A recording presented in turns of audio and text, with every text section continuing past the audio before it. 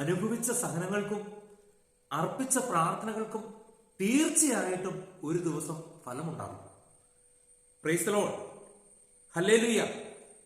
പ്രിയപ്പെട്ടവരെ, കഴിഞ്ഞ 2 ദിവസം മുമ്പ് ഒരു വീഡിയോയിലൂടെ ഞാൻ പ്രാർത്ഥനയെക്കുറിച്ച് പറഞ്ഞിരുന്നു. അന്ന് തന്നെ ഞാൻ പറഞ്ഞത് പ്രാർത്ഥനയെക്കുറിച്ച് നമുക്ക് കൂടുതൽ മനസ്സിലാക്കാനുണ്ട്, കൂടുതൽ കാര്യങ്ങൾ പ്രാർത്ഥനയെക്കുറിച്ച് പങ്കുവയ്ക്കാനുണ്ടെന്ന്. ഇന്ന് ഞാൻ നിങ്ങളുടെ മുമ്പിലേക്ക് വെക്കുന്നത് മധ്യസ്ഥ പ്രാർത്ഥനയുടെ മഹത്വമാണ്. മറ്റുള്ളവർക്ക് വേണ്ടി പ്രാർത്ഥിക്കുന്നതിന്റെ പ്രാർത്ഥനയുടെ ശക്തി എന്താണ്? സ്വർഗം തുറക്കുന്ന ചാട്ടുളിയാണ് പ്രാർത്ഥന. പ്രിയപ്പെട്ടവരെ, സ്വർഗം തുറക്കുന്ന ചാട്ടുളിയാണ് പ്രാർത്ഥന. കുറെ വർഷം മുമ്പ് ഞാൻ ഒരു വീഡിയോയിൽ ഞാൻ പറഞ്ഞിരുന്നു, ഞാൻ എന്റെ ജീവിതത്തിലുണ്ടായ ഒരു പുരോഗതിയുടെ ഒരു ചരിത്രം. JCB പഠിക്കാനായിട്ട് തമിഴ്നാട്ടിൽ എത്തപ്പെട്ടതും അവിടുന്ന് ആ ഒരു തട്ടിപ്പ് പരിപാടിയായിരുന്നു. അവിടുന്ന് ഞാൻ ബാത്റൂമിൽ കയറുന്ന അവിടുന്ന് രക്ഷപ്പെടാൻ വേണ്ടി പ്രാർത്ഥിച്ച സംഭവമൊക്കെ. പ്രിയപ്പെട്ടവരെ, ആ സംഭവം നടക്കുമ്പോൾ പിന്നീടാണ് ഞാൻ ഈ വിവരം അറിയുന്നത്. നാട്ടിലെത്തിയതിനു ശേഷമാണ് ഞാൻ വിവരം അറിയുന്നത്. എന്റെ ജീവിത പങ്കാളി ജോലി ചെയ്യുന്ന സ്കൂളിലെ ഒരു സിസ്റ്റർക്ക് എനിക്ക് വേണ്ടി പ്രാർത്ഥിക്കാൻ, ഞാനിങ്ങനെ സങ്കടപ്പെട്ട് പ്രാർത്ഥിക്കുന്നത് ഈശോ ആ സിസ്റ്റർക്ക് കാണിച്ചു കൊടുത്തിട്ട് എനിക്ക് വേണ്ടി പ്രാർത്ഥിക്കാനായിട്ട് ആ സിസ്റ്റർക്ക് ഈശോ മെസ്സേജ് കൊടുത്തിരുന്നു എന്ന്. സത്യം പറഞ്ഞാൽ ആ പ്രാർത്ഥനയുടെ ശക്തി കൊണ്ട് മാത്രമാണ് ആ തമിഴ്നാട്ടിൽ നിന്ന് ആ തട്ടിപ്പ് സംഘത്തിന്റെ കയ്യിൽ നിന്ന് എന്റെ കയ്യിൽ നിന്ന് പൈസ ഒന്നും നഷ്ടപ്പെടാതെ എനിക്ക് തിരിച്ചു പോരാനായിട്ട് സാധിച്ചത്. ഇത് പറയുമ്പോൾ മറ്റൊരു വ്യക്തിക്ക് വേണ്ടി നമ്മൾ പ്രാർത്ഥിക്കുന്നതിന് ഫലമുണ്ടോ? മറ്റുള്ളവർക്ക് വേണ്ടി പ്രാർത്ഥിച്ചാൽ അതിന് അനുഭവം ഉണ്ടാകും. കുറെ വർഷങ്ങൾക്ക് മുമ്പ് നവീകരണത്തിൽ വന്ന ആ ഒരു കാലഘട്ടത്തിലാണ് ഒരിക്കലും എന്റെ സുഹൃത്ത് മുഖാന്തരം മധ്യസ്ഥ പ്രാർത്ഥനയുടെ ശക്തിയെക്കുറിച്ച് ഞാൻ മനസ്സിലാക്കിയത്. വ്യത്യസ്തമായ രീതിയിൽ നമുക്ക് മറ്റുള്ളവർക്ക് വേണ്ടി പ്രാർത്ഥിക്കാം, പല രീതിയിൽ. അവർ ഒരുപക്ഷെ നമുക്ക് നമ്മളോട് വിഷയങ്ങൾ പറഞ്ഞു കഴിഞ്ഞാൽ നമുക്ക് അവർക്ക് വേണ്ടി പ്രാർത്ഥിക്കാം. അതുകൂടാതെ പരിശുദ്ധാത്മാവിന്റെ കൃപ സ്വീകരിച്ചൊരു വ്യക്തിയാണ് നിങ്ങളെങ്കിൽ നിങ്ങൾക്ക് പരിശുദ്ധാത്മാവിന്റെ സന്നിധി ഇരുന്നിട്ട് പ്രാർത്ഥന ആവശ്യമുള്ള വ്യക്തികളെ വെളിപ്പെടുത്തി തരണേ, പ്രാർത്ഥന ആവശ്യമുള്ള വിഷയം വെളിപ്പെടുത്തി തരണേ പരിശുദ്ധാത്മാവിൽ നിന്ന് പ്രാർത്ഥിച്ചാൽ പരിശുദ്ധാത്മാവ് തീർച്ചയായിട്ടും ഈ ലോകത്തില് അവിടുത്തെ സന്നിധിയിൽ ഹൃദയം നുറുകി വിളിച്ച് അപേക്ഷിക്കുന്ന അവിടുത്തെ മക്കള് അവരായിരിക്കുന്ന അവസ്ഥയിൽ അവർക്ക് വേണ്ടി പ്രാർത്ഥിക്കാൻ വേണ്ടിയിട്ട് പരിശുദ്ധാത്മാവ് നമുക്ക് മെസ്സേജ് തരും. പരിശുദ്ധാത്മാവ് അവർക്ക് വേണ്ടി പ്രാർത്ഥിക്കാൻ വേണ്ടി നമ്മുടെ അടുത്ത് ആ വിഷയങ്ങൾ വെളിപ്പെടുത്തി തരും. ഞാൻ ഇതിനു മുമ്പ് ഒരു ടോക്കില് റോമക്കാർക്ക് എഴുതിയ ലേഖനത്തിന്റെ 8-ാം അധ്യായം 26-ാം വാക്യം, അതായത് പ്രാർത്ഥിക്കേണ്ടത് എങ്ങനെയെന്ന് പരിശുദ്ധാത്മാവ് നമ്മളെ പഠിപ്പിക്കും, അവാച്യമായ നെടുവീർപ്പുകളിലൂടെ അവിടുന്ന് നമ്മൾക്ക് വേണ്ടി മധ്യസ്ഥം വഹിക്കുന്നൊക്കെ ഞാൻ പറഞ്ഞിരുന്നു. അപ്പോൾ ഏതെങ്കിലുമൊക്കെ ഈ ലോകത്തിലെ പ്രയാസങ്ങൾ അനുഭവിക്കുന്ന, ദുഃഖത്തിൽ കഴിയുന്ന, ആത്മഹത്യ ചെയ്യാൻ പോകുന്ന, ചിലപ്പോൾ അപകടത്തിൽപ്പെടാൻ പോകുന്ന ഒരു വളരെ അർജന്റായിട്ട് പ്രാർത്ഥന ആവശ്യമുള്ള ഒരു വ്യക്തി, അങ്ങനെയുള്ള വ്യത്യസ്ത വിഷയങ്ങൾക്ക് വ്യത്യസ്ത വ്യക്തികൾക്ക് വേണ്ടിയിട്ട് ഓരോ സമയങ്ങളിൽ പ്രാർത്ഥിക്കാനായിട്ട് ഈ പ്രാർത്ഥനയുടെ വരം ലഭിച്ച വ്യക്തികളുണ്ട്. പരിശുദ്ധാത്മാവിന്റെ കൃപ ലഭിച്ച് പ്രാർത്ഥനയുടെ വരം ലഭിച്ച അതൊരു വരമാകട്ടോ. ഈ മധ്യസ്ഥ പ്രാർത്ഥന എന്ന് പറയുന്നതും പരിശുദ്ധാത്മാവിന്റെ വരങ്ങളിൽപ്പെട്ട ഒന്നാണ്. അതാണ് ആദ്യം തിരിച്ചറിയുന്നത്. അപ്പൊ ഇങ്ങനെ കൃപ ലഭിച്ച വരം ലഭിച്ച ഒരു വ്യക്തിക്ക് പരിശുദ്ധാത്മാവ് വെളിപ്പെടുത്തി കൊടുക്കും. പ്രാർത്ഥിക്കുമ്പോൾ നമ്മൾ മനസ്സിലാക്കേണ്ട 2 പ്രധാനപ്പെട്ട കാര്യവും കൂടെ ഞാൻ പങ്കുവയ്ക്കാനായിട്ട് ആഗ്രഹിക്കുക. പ്രിയപ്പെട്ടവരെ, പ്രാർത്ഥിക്കാനായിട്ട് നീ ഇരിക്കുമ്പോൾ അലസമായിട്ട് ഇരിക്കരുത്. ആ പ്രാർത്ഥനയ്ക്ക് ഫലം ഉണ്ടാകിയത്. പിന്നെ എങ്ങനെ പ്രാർത്ഥിക്കണം? തീക്ഷ്ണമായിട്ട് ഉണർന്നിരുന്ന് തീക്ഷ്ണതയോടുകൂടി ത്യാഗങ്ങൾ സഹിച്ച് പ്രാർത്ഥിക്കണം. പണ്ട് സന്ധ്യാപ്രാർത്ഥനയുടെ സമയത്ത് ഞാൻ ഇങ്ങനെ കസരയിൽ വന്ന് എന്റെ ജോലിയെല്ലാം കഴിഞ്ഞ് വന്ന് ക്ഷീണിച്ച് കസര വന്നിരുന്ന് ഇപ്പൊ വീട്ടിൽ ജപമാല ചെല്ലുമ്പോൾ 2 രഹസ്യം കഴിഞ്ഞ് 3-ാമത്തെ രഹസ്യം ആകുമ്പോൾ ഞാൻ ഉറങ്ങും. പിന്നീട് ഇത് ഞാൻ ഒരിക്കൽ പ്രാർത്ഥിക്കാൻ ചെന്നൊരു സഹോദരൻ, അയാൾക്ക് എനിക്ക് വേണ്ടി പ്രാർത്ഥിച്ചപ്പോൾ വെളിപ്പെടുത്തി കിട്ടി ഞാൻ ഇങ്ങനെ ആണ് എന്റെ പ്രാർത്ഥന എന്നുള്ളത്. അപ്പം അയാൾ എന്നോട് പറഞ്ഞു, ഇങ്ങനെ പ്രാർത്ഥിച്ചുകൊണ്ട് ഒരു ഫലവും ഇല്ല, നിന്റെ ജീവിതത്തിൽ ആത്മീയ ജീവിതത്തിൽ നീ വളരണമെന്നുണ്ടെങ്കിൽ നീ ത്യാഗം ചെയ്ത് പ്രാർത്ഥിക്കണമെന്ന്. അതിനുശേഷം എനിക്ക് തോന്നുന്നു അന്ന് മുതൽ ഇന്ന് വരെ ഞാൻ വീട്ടില് ജപമാലയ്ക്ക് പങ്കെടുക്കുകയാണെങ്കിൽ മുഴുവൻ നേരം മുട്ടുമേ നിന്നിട്ടാണ് ജപമാല ചെല്ലുന്നത്. അപ്പോൾ നമ്മൾ ഇങ്ങനെ ഈ തീർത്ഥാടന കേന്ദ്രങ്ങളിലൊക്കെ ചെല്ലുമ്പോൾ മുട്ടയിൽ എഴുതുന്നവരെയും മുട്ടുമേ നിൽക്കുന്നവരെയും, അതുപോലെ ജീസസ് യൂത്തിലൊക്കെ ഞാൻ പ്രവർത്തിച്ചിരുന്ന കാലത്തൊക്കെ ചില തീക്ഷ്ണതയുള്ള ചെറുപ്പക്കാർ ഈ ചിപ്സ് മെറ്റലിന്റെ ചെറിയ പീസ് അതുകൊണ്ട് തലവണ പോലെ ഒരു തുണിയുടെ ഇതിൽ ഒരു തലവണ പോലെ ആക്കിയിട്ട് അത്തേ മുട്ടുമേ നിന്നിട്ട് കൈ പിടിച്ച് പ്രാർത്ഥിക്കുന്നത് ഞാൻ കണ്ടിട്ടുണ്ട്. അപ്പൊ അങ്ങനെ പ്രാർത്ഥിക്കുമ്പോൾ ആ പ്രാർത്ഥനയ്ക്ക് തീർച്ചയായിട്ടും ദൈവസന്നിധി മഹത്വമുണ്ട്.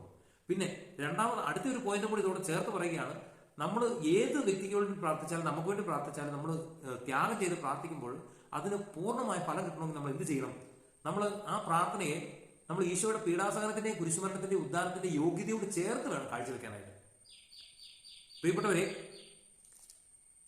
നമുക്ക് പിതാവിന്റെ സന്നിധിയിൽ മധ്യസ്ഥം വഹിക്കുവാൻ, ഇപ്പൊ നമ്മൾ മധ്യസ്ഥ പ്രാർത്ഥനയെ കുറിച്ചാണല്ലോ പറയുന്നത്, നമുക്ക് പിതാവിന്റെ സന്നിധിയിൽ മധ്യസ്ഥം വഹിക്കുവാൻ ഏക മധ്യസ്ഥനേ ഉള്ളൂ, ഒറ്റ മധ്യസ്ഥനേ ഉള്ളൂ. അത് കർത്താവായ യേശുക്രിസ്തുവാണ്. നമുക്ക് വേണ്ടി നിരന്തരം മധ്യസ്ഥം വഹിക്കാനായിട്ട് പിതാവിന്റെ സന്നിധിയിൽ നമുക്കും പിതാവിനും മധ്യയായിട്ട് ഒറ്റ മധ്യസ്ഥനെ ഉള്ളത് കർത്താവായ യേശുക്രിസ്തുവാണ്. പക്ഷേ നീ കർത്താവായ യേശുക്രിസ്തുവിനെ നാഥനും രക്ഷകനുമായി സ്വീകരിച്ച് അതരം കൊണ്ട് ഏറ്റു പറഞ്ഞ് അവിടുന്ന് വാഗ്ദാനം ചെയ്തിരിക്കുന്ന പരിശുദ്ധാത്മാവിനെ സ്വീകരിച്ചിട്ടില്ലാത്തൊരു വ്യക്തിയാണ് നീയെങ്കിൽ നീ യേശുവിനോട് പ്രാർത്ഥിച്ചാലും അവിടെ വിലപ്പോവുകയാണ്, അവിടെ അത് സ്വീകാര്യമാവുകയില്ല. മനസ്സിലായോ? അവിടെ നിനക്ക് വേണ്ടിയിട്ട് റെക്കമെൻഡ് ചെയ്യാനായിട്ട്, ഈശോയുടെ അടുത്ത് റെക്കമെൻഡ് ചെയ്യാനായിട്ട് പിന്നെ വിശുദ്ധരുടെ സഹായം നിനക്ക് ആവശ്യം വരും. നീ ഒരു സാധാരണ പാപാവസ്ഥയിൽ ഒരു സാധാരണ ലെവലിൽ ജീവിക്കുന്ന ഒരു വിശ്വാസി മാത്രമാണ് നീയെങ്കിൽ നിനക്ക് നിന്റെ വിഷയങ്ങൾ ഈശോയുടെ സ്ഥലത്തിൽ എത്തിക്കാനും മറ്റൊരു മധ്യസ്ഥന്റെ ആവശ്യമുണ്ട്. അതിനാണ് വിശുദ്ധർ. കത്തോലിക്ക തിരുസഭയിൽ നമ്മുടെ നിരവധിയായ വിഷയങ്ങൾക്ക് വേണ്ടി പ്രാർത്ഥിക്കാനായിട്ടാണ് വിശുദ്ധർ. ഒരിക്കല് ഒരു കരിസ്മാറ്റിക് കൂട്ടായ്മയിൽ പ്രാർത്ഥിച്ചുകൊണ്ടിരിക്കുമ്പോൾ വിശുദ്ധ ഗീവർഗീസ് പുണ്യാളം വഴിയായിട്ട് മധ്യസ്ഥം പ്രാർത്ഥിക്കാനായിട്ട് പരിശുദ്ധാത്മാവ് തന്നെ മെസ്സേജ് തന്നു. അപ്പം ഈ വിശുദ്ധരെന്ന് പറയുന്ന അത്ര നിസ്സാരപ്പെട്ടവരൊന്നുമല്ല, നിസ്സാരപ്പെട്ട വ്യക്തികളൊന്നുമല്ല. ഇപ്പൊ ജീവിച്ചിരിക്കുന്ന കാലത്ത് തന്നെ പിന്നെ പരിശുദ്ധാത്മാവിന്റെ പ്രാർത്ഥനാവരം ലഭിച്ച ഒരു വ്യക്തി, പരിശുദ്ധാത്മാവിന്റെ പ്രഭാവരങ്ങളാൽ നിറഞ്ഞൊരു വ്യക്തി, ആ വ്യക്തിയുടെ അടുത്ത് നമ്മൾ എന്നിട്ട് നമ്മുടെ വിഷയങ്ങൾ പറഞ്ഞു പ്രാർത്ഥിക്കണം ബ്രദറെ, പ്രാർത്ഥിക്കണം സിസ്റ്ററെ എന്ന്, അല്ലെങ്കിൽ പ്രാർത്ഥിക്കണം അച്ഛ എന്നൊക്കെ പറഞ്ഞ് നമ്മൾ അവരോട് പറയാറുണ്ട്. അങ്ങനെ കൃപ ലഭിച്ചൊരു വ്യക്തിയാണെങ്കിൽ അവൻ മരിച്ചു കഴിഞ്ഞാലും ആ കൃപ അവനത് പിന്നെ നഷ്ടപ്പെട്ടു പോകുന്നില്ല. കാരണം കൃപ ലഭിക്കുന്നത് ശരീരത്തിനല്ല. അതാണ് ഇതിന്റെ പ്രത്യേകത.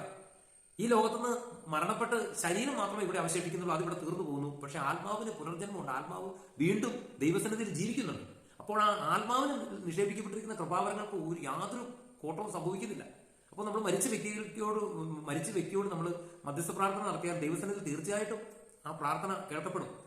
ഇത് പറയുമ്പോൾ മധ്യസ്ഥ പ്രാർത്ഥനയെ കുറിച്ച് പറയുമ്പോൾ മറ്റൊരു കാര്യം കൂടി ഞാൻ പറയാം. നിങ്ങളുടെ കുടുംബത്തിൽ നിന്ന് മരിച്ച ആരെങ്കിലും ഒക്കെ ഉണ്ടെങ്കിൽ അവര് ശുദ്ധീകരണ സ്ഥലത്താണ് കിടക്കുന്നതെന്ന് നിങ്ങൾക്ക് ബോധ്യമുണ്ടെങ്കിൽ, അതായത് പരമദുഷ്ടനല്ലായിരുന്നു ആ വ്യക്തി, ഒരു ദൈവകൃപയിൽ ജീവിച്ചൊരു വ്യക്തിയായിരുന്നു നിങ്ങൾക്ക് ബോധ്യമുണ്ടെങ്കിൽ നിങ്ങൾ ആ വ്യക്തിയുടെ ആത്മാവിനോട് പ്രാർത്ഥിച്ചു. ആ ആത്മാവ് തീർച്ചയായിട്ടും ഈശോയോട് നിങ്ങൾക്ക് വേണ്ടി മധ്യസ്ഥം വയ്ക്കും. അതുപോലെ ശുദ്ധീകരണ സ്ഥലത്ത് വേദനിക്കുന്ന ആത്മാക്കൾക്ക് വേണ്ടിയിട്ട് നിങ്ങൾ പ്രാർത്ഥിച്ചു, ആത്മാക്കൾക്ക് അവിടുന്ന് മോചനം കിട്ടാൻ വേണ്ടി നിങ്ങൾ പ്രാർത്ഥിച്ചു. തീർച്ചയായിട്ടും നിങ്ങളുടെ നിയോഗങ്ങൾക്ക് വേണ്ടി അവർ ഈശോയോട് പ്രാർത്ഥിക്കും. കാരണം അവർക്ക് അവിടെ കിടന്ന് അവർക്ക് വേണ്ടി പ്രാർത്ഥിക്കാനായിട്ട് ഒരു കാരണവശാലും സാധിക്കുകയില്ല. പ്രാർത്ഥിച്ചുകൊണ്ട് കാര്യമില്ല, അതവിടെ വിലപ്പോകുകയില്ല, കേൾക്കാൻ പോകുന്നില്ല. അതേസമയം ശുദ്ധീകരണ സ്ഥലത്ത് വേദനിക്കുന്ന ആത്മാക്കൾക്ക് വേണ്ടി നിങ്ങൾ പ്രാർത്ഥിച്ചാൽ ആ പ്രാർത്ഥനയ്ക്ക് വിലയുണ്ട്. അതോടൊപ്പം അങ്ങനെ നിങ്ങൾ പ്രാർത്ഥിക്കുമ്പോൾ നിങ്ങളുടെ നിയോഗങ്ങൾ നിങ്ങൾ അവരെ ഏൽപ്പിക്കുകയാണെങ്കിൽ അവർ നിങ്ങളുടെ നിയോഗങ്ങൾക്ക് വേണ്ടി പ്രാർത്ഥിക്കും. മനസ്സിലായി? ഇതൊരു നിസ്സാര കാര്യമല്ല, അതൊരു പരമാർത്ഥ സത്യമാണ്. ഞാൻ ഒരു 2 വീലറിന്റെ ലൈസൻസ് എടുക്കാൻ വേണ്ടിയിട്ട് ഞാൻ ഒരു ഡ്രൈവിംഗ് സ്കൂളിൽ അതിന്റെ പേപ്പറെല്ലാം കൊടുത്തു. അത് കഴിഞ്ഞിട്ട് അവർ എന്നോട് അതിന്റെ ട്രയൽ എടുക്കാൻ വേണ്ടി ചെല്ലാൻ പറഞ്ഞു. കാരണം 8 വരയ്ക്കണം, 2 വീലറിന്റെ ലൈസൻസ് കിട്ടണമെങ്കിൽ 8 വരയ്ക്കണം. അങ്ങനെ ഞാനൊരു ദിവസം ഉച്ച കഴിഞ്ഞ് ഇരിട്ടി, എൻ്റെ നാട്ട് കണ്ണൂർ ജില്ലയിൽ ഇരിട്ടി എന്ന് പറഞ്ഞ സ്ഥലത്ത് ഒരു ഡ്രൈവിംഗ് സ്കൂളുകാർ പറഞ്ഞ് ഗ്രൗണ്ടിൽ ചെന്നു. അവിടെ നെട്ടൊക്കെ എടുത്തു, കുഴപ്പമില്ല. അന്ന് അവിടെ വെച്ച് ഞാൻ ഒരു ചെറുപ്പക്കാരനെ പരിചയപ്പെട്ടു. എൻ്റെ വീടിൻ്റെ അവിടെ ഒരു 10-25 കിലോമീറ്റർ ദൂരത്തുള്ള ഒരു പയ്യൻ, ഒരു ഹിന്ദു പയ്യനാണ്. അങ്ങനെ പിറ്റേ ദിവസം ഞങ്ങൾക്ക് തലശ്ശേരിക്ക് അടുത്ത് ബർണൻ കോളേജ് എന്ന് പറയുന്ന അവിടുത്തെ ഗ്രൗണ്ടിലാണ്, തലശ്ശേരിയിൽ നിന്ന് കണ്ണൂർക്ക് പോകുന്ന വഴിക്കാണ് ഈ കോളേജ്, അതിന്റെ ഗ്രൗണ്ടിലാണ് അവിടെ ടെസ്റ്റ് നടക്കുന്നത്. ഇങ്ങനെ ടെസ്റ്റിന് അവിടെ ചെല്ലുമ്പോൾ നിരവധി പല സ്ഥലങ്ങളിൽ നിന്ന് വന്നിരിക്കുന്ന 100 കണക്കിന് ആൾക്കാരുണ്ട്, പല വണ്ടികളുടെ ടെസ്റ്റ് നടക്കുന്നു. അങ്ങനെ 2 വീലറിന്റെ ടെസ്റ്റ് ഒരു സ്ഥലത്ത് നടക്കുമ്പോൾ എന്റെ അടുത്ത് ഈ പയ്യൻ നിൽക്കുന്നുണ്ട്. അപ്പോൾ പരിശുദ്ധാത്മാവ് എന്നോട് പറയുകയാണ്, മോനെ ഇവന് വേണ്ടി നീ പ്രാർത്ഥിച്ചാൽ ഇവൻ പാസ്സാകും. അപ്പോൾ ഞാൻ അവനെ വിളിച്ച് മാറ്റി നിർത്തിട്ട് ഞാൻ ചോദിച്ചു, ഞാൻ നിനക്ക് വേണ്ടി പ്രാർത്ഥിക്കട്ടെ? അവൻ പറഞ്ഞു ആയിക്കോട്ടെ.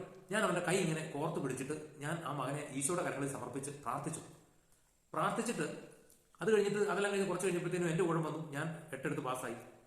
അത് കഴിഞ്ഞ് അവന്റെ ഊഴം വന്നു, അവൻ പാസ്സായി.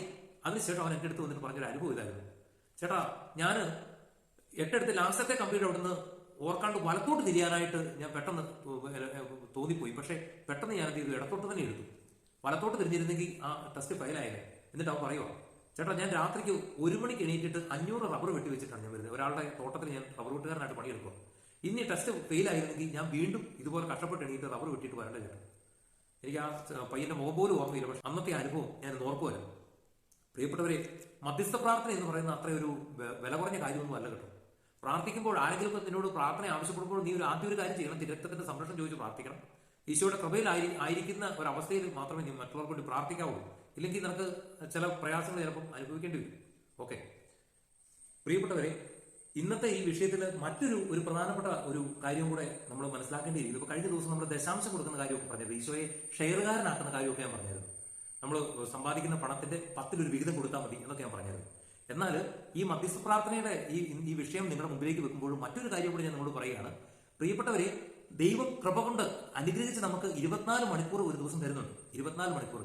ആ 24 മണിക്കൂറിൽ 18 മണിക്കൂറോളം നമ്മൾ ഉണർന്നു തന്നെയാണ് ഇരിക്കുന്നത്. ബാക്കി സമയം നമ്മൾ ഉറങ്ങുന്നുള്ളൂ. ഈ 24 മണിക്കൂറിൽ 2 മണിക്കൂർ 40 മിനിറ്റും ദൈവസന്നിധിയിൽ ആ സമയത്തിന്റെ ദശാംശം കൊടുക്കാൻ കൂടി നമ്മൾ കടപ്പെട്ടവരാണ്. ഇങ്ങനെ ഈ 2 മണിക്കൂർ 40 മിനിറ്റ് ദൈവസന്നിധിയിൽ നമ്മൾ ചെലവഴിക്കാൻ നമ്മൾ വിളിക്കപ്പെട്ടിരിക്കുന്നു. മനസ്സിലായോ? ഈശോയുടെ സന്നിധിയിൽ പല ടൈമിലായിട്ട്, അതായത് 2 മണിക്കൂർ 40 മിനിറ്റും ഒറ്റ സമയത്ത് ഇരിക്കണമെന്നല്ല.